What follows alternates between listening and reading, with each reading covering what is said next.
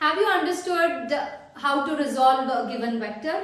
Do you know what resolution of vectors actually mean? Imagine if you have three different vectors and you are able to express one of those vectors as the sum of the other two vectors, then you have potentially resolved a given vector into its two other components. Now, how do we understand it? Let's get started. Imagine there are three vectors. Let me name them differently. So, this is, let's say, vector A, and this is another vector pointing in this direction. Okay, vertically upward direction, let's say vector B. And you have another vector, let's say vector A. And imagine the length of all the vectors are the same.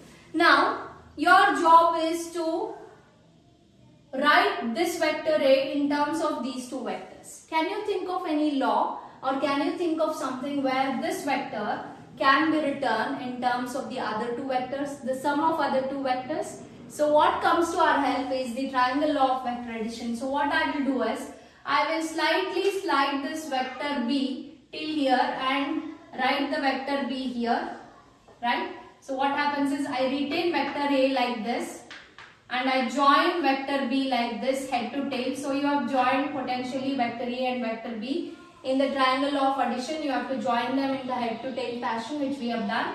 Now, if this can be slided down, if you slide this down here, so it is parallel, right, vector A. So, slide it here slightly, you see that this is vector A.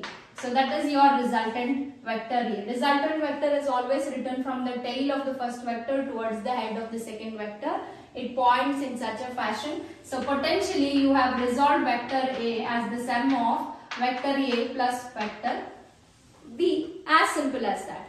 But it doesn't end here. I have a different challenge for you. Suppose I double the length of vector A. Imagine I double the length of vector A, and I still want you to, this is your new vector, let's say A dash. Now I want you to express this vector A dash in terms of A and B, but they are all of not same dimension. So what do I have to do? I have to potentially double these two vectors. How do I double them?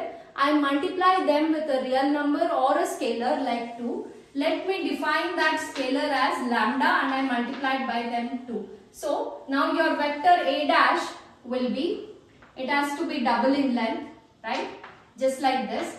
But it will now be called as lambda A, because lambda